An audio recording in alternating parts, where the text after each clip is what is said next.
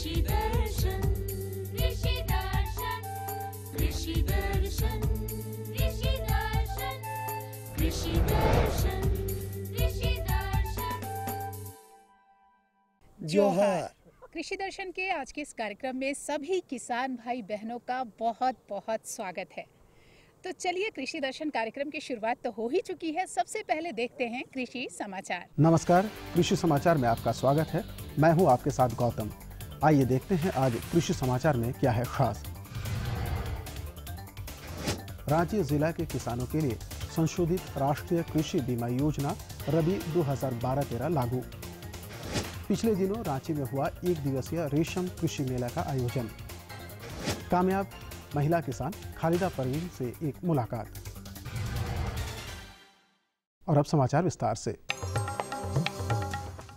झारखंड सरकार द्वारा पंचायत स्तर पर रांची जिला के किसानों के लिए संशोधित राष्ट्रीय कृषि बीमा योजना रबी 2012-13 लागू की गई है। इस योजना के तहत अनिवार्य रूप से ऋणी किसान और स्वैच्छिक रूप से गैर ऋणी किसान अपने रबी फसल राई, सरसों और चना का बीमा करवा सकते हैं। ये बीमा बुआई नहीं हो पाने की स्थिति, फसल पैदावार में कमी और स्थानीय आपदाओं से होने वाली क्षति की भरपाई करेगा। बीमा करवाने की अंतिम तारीख 31 दिसंबर 2013 है। पिछले दिनों रांची के पिस्का नगरी स्थित क्षेत्रीय रेशम उत्पादन अनुसंधान केंद्र में एक दिवसीय रेशम कृषि मेला का आयोजन किया गया।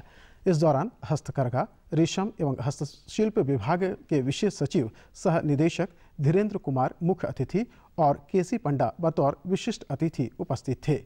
उद्घाटन समारोह की अध्यक्षता केंद्रीय रेशम उत्पादन अनुसंधान एवं प्रशिक्षण संस्थान बहरामपुर के निदेशक डॉक्टर एस निर्मल ने किया। मेले में विभिन्न सरकारी गैर सरकारी संस्थानों सहित कई जिलों से आए करीब 700 शहतूती किसानों ने भी भाग लिया। इस मेले का उद्देश्य है कि वो अवेयरनेस क्रिएट करना। अभी मलबरी सेरीकल्चर वो इसमें झारखंड में क्या हो रहा है, अभी बहुत अच्छा से टसर आ रहा है और वो मलबरी सेरीकल्चर थोड़ा कम है, तो इसको अवेयरनेस क्रिएट करने के लिए फार्मर्स को उसका फ़ायदा क्या है, क्या टेक्नोलॉजी होता है, कैसे उसको रेशम कीट को पालना है और शहतूत तो कैसे ये करना है करके वो अवेयरनेस क्रिएट करने के लिए ये मेन पर्पस ऑर्गेनाइज किया हुआ है किसान मेला। तेलहनी फसल तीसी में लगने वाले कली मक्खी कीट के रोकथाम के लिए 10 से 15 मिलीलीटर मोनोक्रोटोफास दवा प्रति 10 लीटर पानी के दर से मिलाएं और उसमें 10 ग्राम सर्फ मिलाकर घोल तैयार करें और फसल पर छिड़काव कर दें। हमारा झारखंड राज्य में तीसी फसलों का भी उपज काफ़ी अब होने लगा है और तीसी में एक कली मक्खी का प्रकोप देखा जाता है। ये जो कली मक्खी है, इसका पिल्लू जो है कलियों के अंदर को खाना शुरू कर देता है, जिसके कारण कलियां वो फूल नहीं बन पाते हैं, वो कलियां सूख जाती हैं। इसके लिए दवा जो है रासायनिक कीटनाशक देना एक बार ज़रूरी है, जब कलियां बनने लगती है तब। दवा का नाम है मोनोक्रोटोफॉस। मोनोक्रोटोफॉस तरल 10 लीटर पानी में करीब 15 ml दवा का व्यवहार करेंगे तो ज़्यादा अच्छा माना जाता है।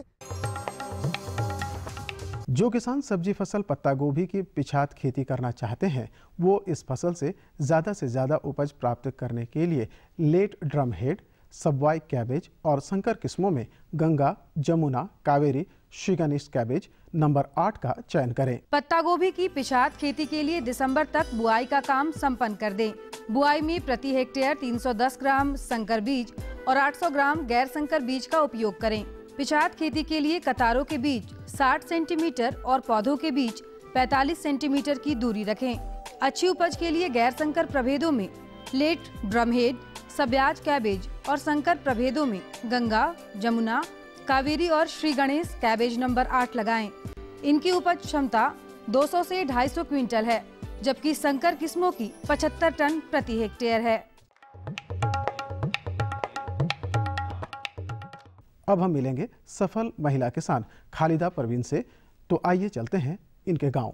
एक औरत जब खेतीबाड़ी के काम में कामयाबी हासिल करे तो उनकी कर्मठता को सलाम करना होगा, क्योंकि वो पुरुषों की तरह सिर्फ खेती ही नहीं करती बल्कि घर का सारा कामकाज भी करती हैं और खेती भी। आज हम आपको एक ऐसी ही कामयाब महिला किसान खालिदा परवीन से मिलवाने जा रहे हैं, जो अभी फ्रेंच बीन फसल की खेती में मशरूफ हैं। खेती में लगे रहते हैं, तो खेती है, हम लोग गरीब आदमी क्या करेंगे, खेती सिवाय क्या काम करना है। हाँ, तो हम लोग का पालन पोषण जो होता है सब खेती से होता है, शादी ब्याह सब कुछ सब। हम लोग गरीब आदमी है ये है तो क्या करेंगे। अब क्या खेत उत है ये नहीं है, एक ठो कियारी है बाप का, तो वही रोकारी करके खाते हैं और क्या काम धंधा करके खाते हैं। जमीन भी तो ज्यादा नहीं ना है, तब ये भी नहीं था, ये तो खरीदे हैं इसलिए इतना सा है। और अब एक नजर राज्य के 5 प्रमुख शहरों के मौसम के मिजाज पर। आज राज्य के 5 प्रमुख नगरों के अधिकतम और न्यूनतम तापमान कुछ इस प्रकार दर्ज किए गए। रांची का अधिकतम तापमान 25 डिग्री सेल्सियस और न्यूनतम 12 डिग्री सेल्सियस। जमशेदपुर का अधिकतम तापमान 27 डिग्री सेल्सियस और न्यूनतम 14 डिग्री सेल्सियस। मेदिनीनगर का अधिकतम तापमान 24 डिग्री सेल्सियस और न्यूनतम 10 डिग्री सेल्सियस। देवघर का अधिकतम तापमान 26 डिग्री सेल्सियस और न्यूनतम 12 डिग्री सेल्सियस।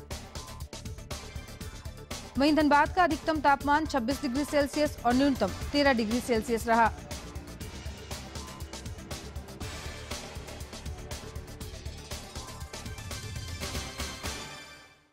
और अब मंडी भाव में आइए नजर डालते हैं अनाजों के भाव पर।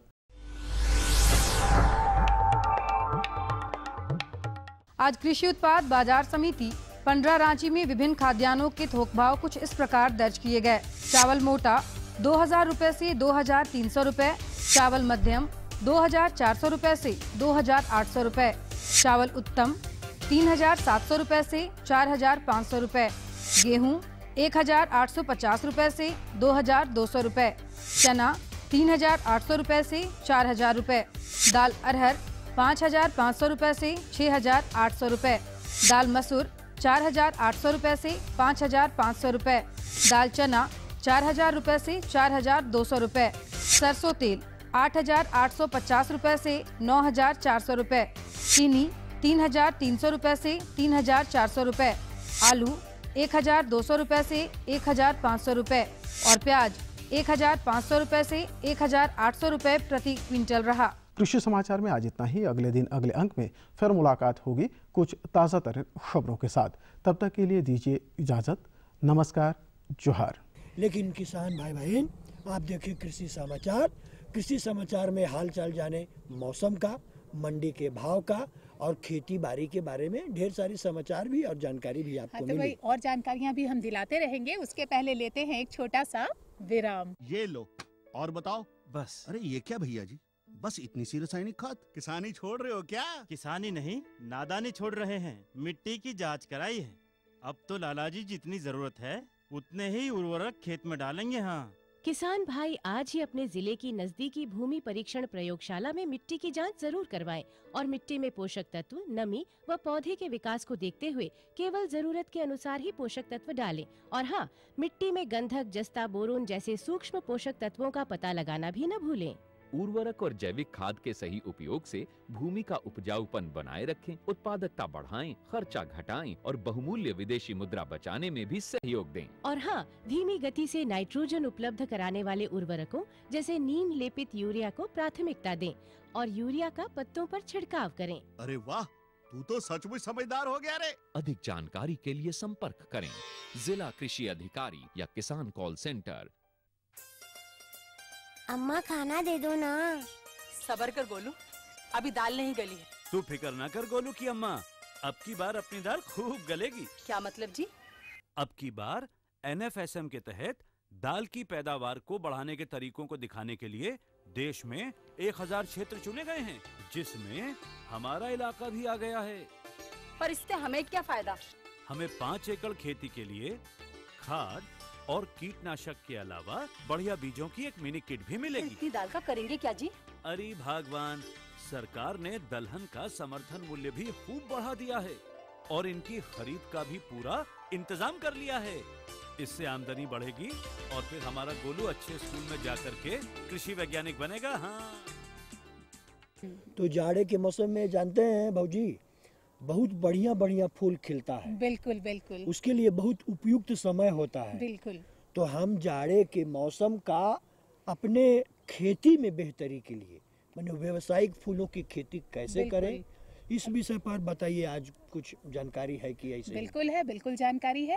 तो जाड़े के मौसम में व्यावसायिक फूलों की खेती कैसे करें, इसकी जानकारी के लिए हम आपको लिए चलते हैं अपने विशेषज्ञ डॉक्टर संयंत्र मिश्रा के पास। बताइए और हमारे किसान भाइयों को बताएं कि आज के दौर में और ख़ास तौर पे जाड़े के मौसम में फूलों की खेती किस तरह से करें ताकि उनको व्यावसायिक रूप से फ़ायदा मिले। पहले तो मैं किसान भाइयों को बताना चाहूँगा कि कौन कौन से फूल हम इस मौसम में लगा सकते हैं। जो अधिकतर फूल हैं, ग्लैडियोलस है, गुलाब है, आपका गुलदाउदी है, गेंदा भी इस मौसम में, ज़्यादातर फूल जो है इस मौसम में हम लोग लगा सकते हैं। तो उन फूलों को किसान भाई किस तरह से लगाएं कि ज़्यादा से ज़्यादा मुनाफा कमाएं। तो जैसे ग्लैडियोलस है, इसका कंद लगाया जाता है। इसको हम लोग सितंबर से लगाना शुरू करते हैं और नवंबर आखिर तक हर हाल में इसको लगा देना चाहिए। अगर उनको इसकी अच्छी पैदावार, अच्छी क्वालिटी का फूल चाहिए, मार्केट में अच्छा उसका उनको दाम चाहिए, तो उसको नवंबर लास्ट तक हर हाल में लगा देना चाहिए। तो ग्लैडियोलस के कंद हम लोग पहले उसको बेविस्टिन से ट्रीट कर लेंगे लगाने से पहले। जब स्टोरेज से निकालेंगे, बेविस्टिन से ट्रीट करने के बाद 20-20 सेंटीमीटर की दूरी पे लगा दें और फिर उसको लगाने के बाद उसको मिट्टी वगैरह से ढक के अपना छोड़ देंगे। फिर कुछ दिनों में आपका 10 से 12 दिन में स्प्राउटिंग हो जाती है, उसमें अंकुरन फूट जाता है।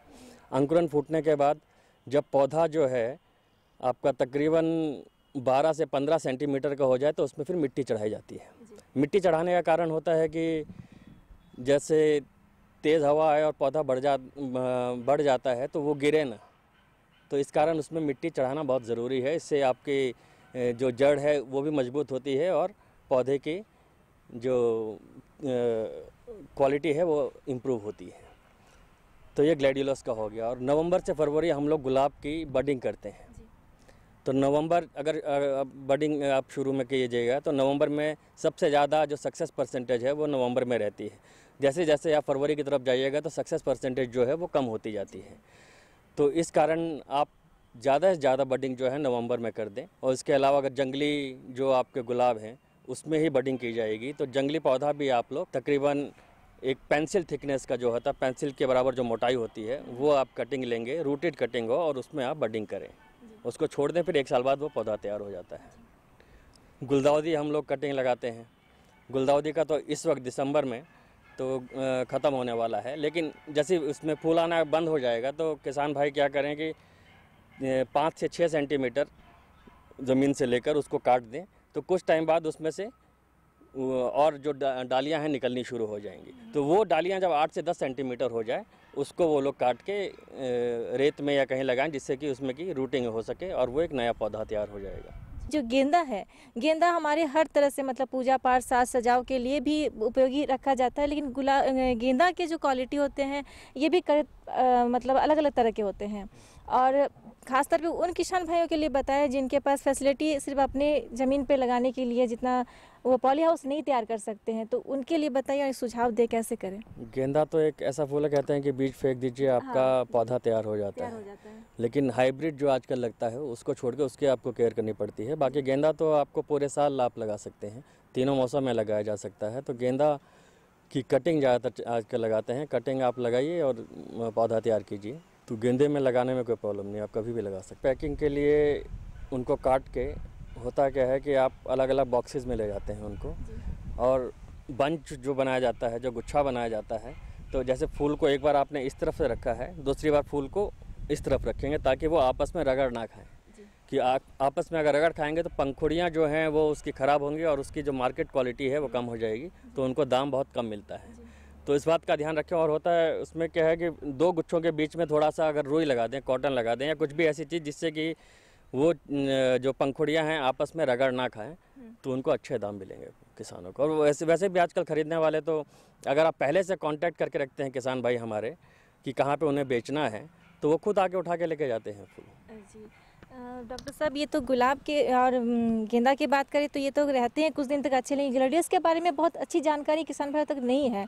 वो कितने दिन तक अच्छे रहते हैं वो उसको पैकिंग के बाद? ग्लैडियोलस एक बार टूटने के बाद हम ग्लैडियोलस को तोड़ते हैं जब उसकी नीचे की जो कलियां हैं, नीचे का जो फूल है 2 से 3 फूल में रंग आना शुरू हो जाता है। तो एक बार टूटने के बाद ये 12 से 15 दिन आराम से चल जाता है ग्लैडियोलस। उसको अगर किसान भाई ढंग से ले जाएंगे तो 12 से 15 दिन आराम से चल जाता है। लेकिन जो खरीदने वाला जो आदमी है वो 2 से 3 कलियों में नीचे के फूलों में जब रंग आना शुरू होता है तब वो उसको बेचने के लिए ले जाएं, तभी उसकी बिक्री होती है। अगर पूरा खिल जाएगा तो फिर ज़्यादा दिन नहीं चलता है वो। ये सारा कुछ सुझाव तो मिल चुका है, लेकिन अब जान लेते हैं कि इतना कुछ करने के बाद किसान भाई इस सीजन पे कितना मुनाफा कमा सकते हैं फूल के जरिए। फूल के जरिए मुनाफा तो कहा जाता है कि अगर आप कोई जैसे धान गेहूं लगा रहे हैं तो उससे अगर आप 1 रुपया कमा रहे हैं तो सब्जी लगा के आप 10 रुपया कमा सकते हैं, और अगर आप फूल लगाते हैं तो फूल से आप 100 रुपये कमा सकते हैं उतनी ही जगह में। तो प्रॉफिट तो इसमें बहुत ज़्यादा है, लेकिन केयर भी उतनी ही ज़्यादा करनी पड़ती है। गुलाब की एक स्टिक आपको 10 रुपये से कम नहीं मिलती है बाहर। ग्लैडियोलस का भी ऐसे हाल है, और गेंदा भी हमारे हर ओकेजन में यूज़ होता है, तो मुनाफा तो इसमें बहुत ज़्यादा है। किसान भाइयों, ये तमाम जानकारियाँ मिली हैं, और सही बात है कि इसकी देखभाल आपको ज़्यादा देनी पड़ेगी, तभी आपको मुनाफा ज़्यादा मिलेगा। लेकिन निश्चित है कि आपको इस सीज़न में लगाए हुए फूलों से सही मायने में मुनाफा मिल सकती है। और डॉक्टर साहब, ये तमाम जानकारियों से किसान भाई लाभ भी उठाएंगे, और आपने बहुत अच्छी सुझाव दिए। आपका बहुत बहुत धन्यवाद। धन्यवाद आप सबको। तो अभी के समय में, अभी क्या माने हमेशा के लिए, अभी हाल के दिनों में एक नई तकनीक आई है मछली पालन के लिए। अच्छा, कहीं मंगरा तुम केज हाँ केज कल्चर के बारे में बात कर रहे हो। केज माने जो एक कृत्रिम तरीके से पिंजरा बना करके मछली उत्पादन किया जाता है। तो इस विषय पर आज हम आपको जानकारी दिलवा रहे हैं अपने विशेषज्ञ डॉक्टर एच.एन. द्विवेदी जी से, जो आपको बताएंगे कि केज कल्चर से मछली उत्पादन करना हो तो हम कैसे करें, किन किन बातों का ध्यान रखें, और उसके लिए केज कल्चर मछली उत्पादन के लिए हम क्या क्या करें। तो आइए हम लेते हैं जानकारी अपने विशेषज्ञ डॉक्टर एच.एन. द्विवेदी जी से। कृषि हमारी अर्थव्यवस्था का आधार है। झारखंड जैसे प्रदेश में जहां कृषि पे निर्भर लोगों की संख्या अच्छी खासी है, मछली पालन एक व्यवसाय के तौर पे उभर रहा है। और इस जो पूरा यूनिट है जो केज कल्चर काम कर रहा है, इसके शिल्पी हैं हिरिंगनाथ द्विवेदी जी जो हमारे साथ हैं। तो आइए जानते हैं द्विवेदी जी से कि केज कल्चर कितना उपयोगी है झारखंड जैसे प्रदेश के लिए। द्विवेदी साहब, हम आपसे जानना चाहेंगे कि केज कल्चर है क्या। केज कल्चर एक हिंदी में आप कह सकते हैं कि पिंजड़ा बना के जाल का उसमें मछली पालन करना, उसी को अंग्रेजी में केज कल्चर कहते हैं।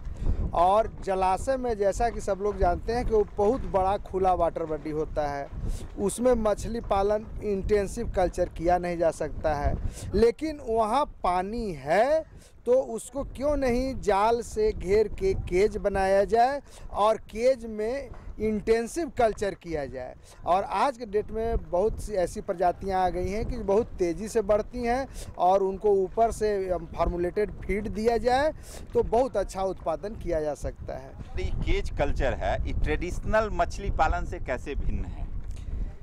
यह मछली पालन से इस प्रकार से भिन्न है कि हम इसको ओपन वाटर बॉडी में करते हैं, तालाब में नहीं करते हैं, जलाशय में करते हैं। नीचे तल नहीं मिलता है, मछली को पिंजड़ा बना रहता है। हम लोग यहाँ पर विशेष तौर पर 6 मीटर लंबा, 4 मीटर चौड़ा और 4 मीटर गहरा जाल में मछली पालन करते हैं। और वहाँ पर जहाँ पर गहराई 20-25 फीट पानी होता है वहाँ फ्लोट करते रहता है केज, और उसमें हम लोग भांति भांति प्रकार के मछली जैसे पंगेसियस और ईयरलिंग, किसी भी मछली का, रोहू, कतला, इन सभी मछलियों का भी हम लोग पालन करते हैं। अभी तो आप पाकू वगैरह, रूपचांद जिसको कहते हैं, उसका भी करते हैं, और बहुत अच्छा उत्पादन होता है।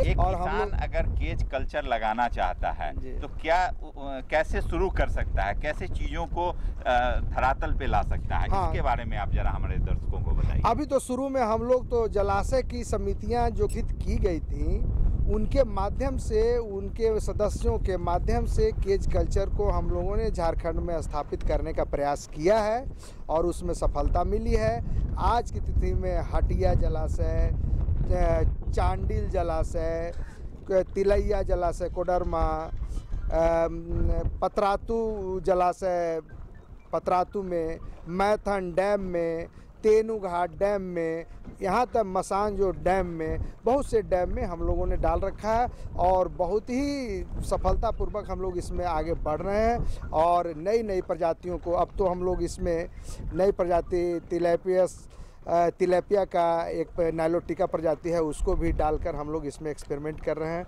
और बहुत अच्छा इसमें रिजल्ट मिल रहा है।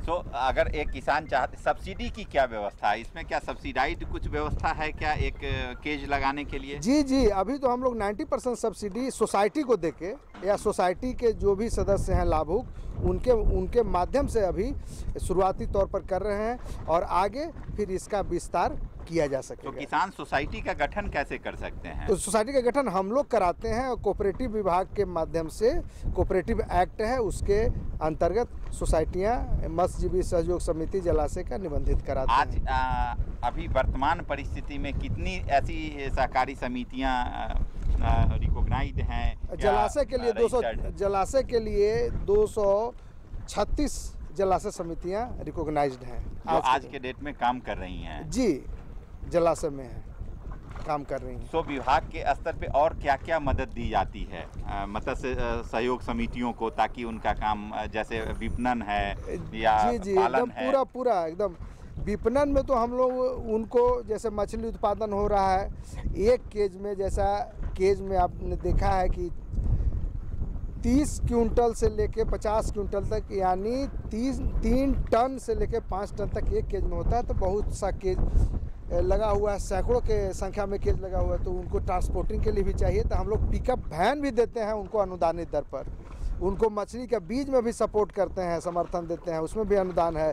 और फॉर्मुलेटेड फीड के लिए भी हम लोग समर्थन देते हैं। एक समस्या मुझे लगता है कि जो मछली पालक हैं उनको एक समस्या से दो चार होना पड़ता है, वह है फीड का। तो फीड का कुछ लोकल लेवल पे व्यवस्था नहीं, इसके बारे में द्विवेदी जी आप कुछ बताएंगे? इसके लिए सरकार स्तर पर बहुत नीति तो निर्धारित है ही, और इसके लिए हम लोग प्रयास किए हैं। हम लोग एक्सप्रेशन ऑफ इंटरेस्ट भी मांगा है लोगों से, और बहुत बड़ी बड़ी कंपनियां भी, बाहर की भी और राज्य की भी उद्यमी लोग इसमें आगे आ रहे हैं। और अब तो ऐसा भी महसूस हो रहा है कि कुछ हमारे मत्स्य कृषक जो हैं वो इतने उत्साहित हो गए हैं कि वो छोटे स्तर पर ही लेकिन फॉर्मुलेटेड फीड यहाँ पर बनाने के लिए कृत संकल्प हैं। अच्छा, एक आमतौर पे एक और समस्या जो मछली पालकों को होता है कि जाड़े के दिन में मछली का जो एक खास टेम्परेचर है कि 14 डिग्री से नीचे टेम्परेचर होने पे उनके लाइवलीहुड पे एक प्रश्न चिन्ह आता है। तो उससे कैसे बचाएं अपने मछलियों को? जी, बहुत अच्छा प्रश्न है आपका।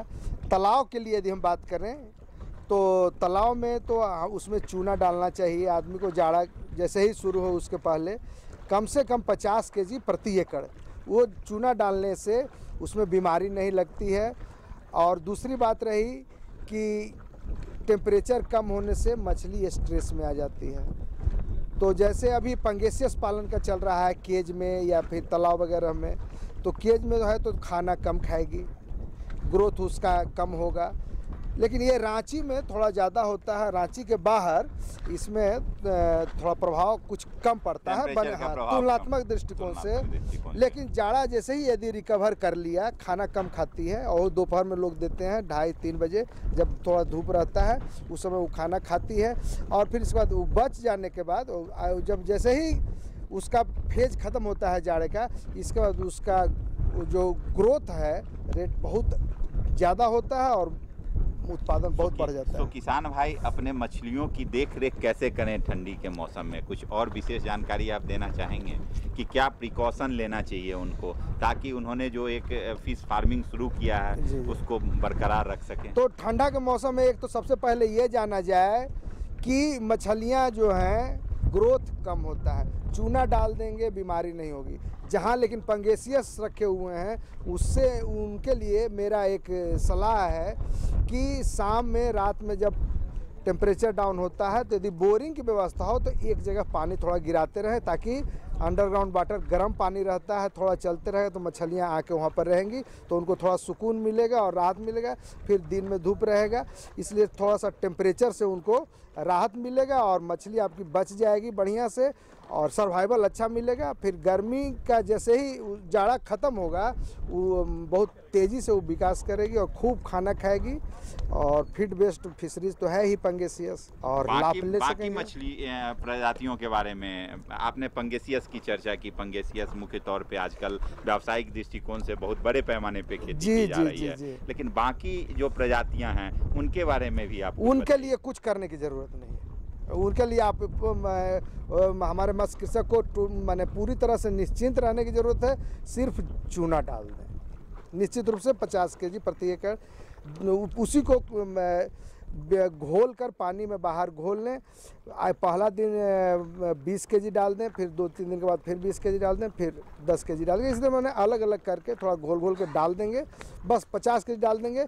ये एक प्रिवेंटिव मेजर है, क्योंकि जाड़े के दिनों में बीमारियां फैलती हैं मछलियों में, ऐसा प्रायः देखा गया है। अल्सरेटिव डिजीज सिंड्रोम की संभावना ज़्यादा रहती है, तो मछली को बीमारी न पकड़े, वातावरण पानी का ठीक रहे, तो उसके लिए चूना का प्रयोग करें अन्य मछलियों के लिए।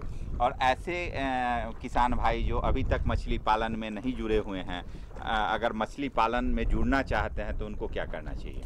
उनको सीधे तौर पर अपने जिला मत्स्य कार्यालय में संपर्क कर आवेदन देना चाहिए कि मैं प्रशिक्षण लेना चाहता हूँ।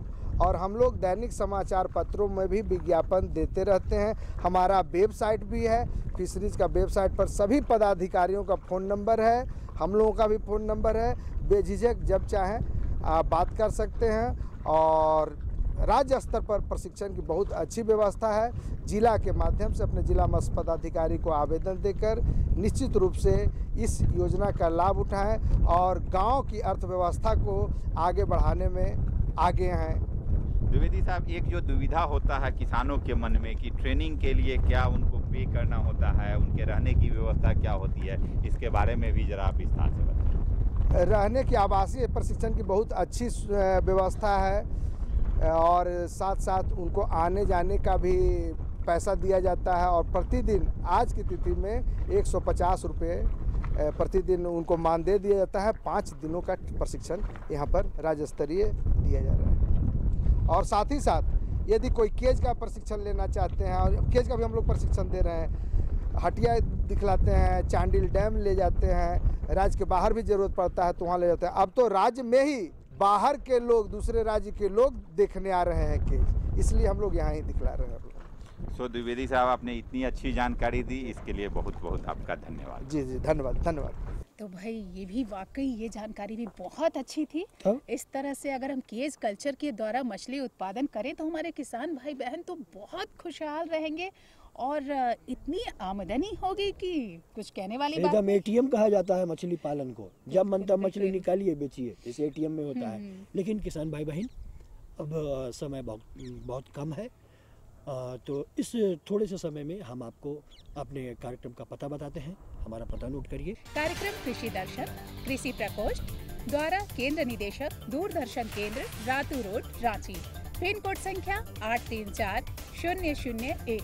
आप हमें अपना खत अवश्य लिखिए। आप खत लिखेंगे तभी हम आपकी कृषि संबंधी समस्याओं का समाधान कर पाएंगे। और इसी के साथ हमें मंगरा और हमारी पूरी टीम को दीजिए इजाजत। जोहार।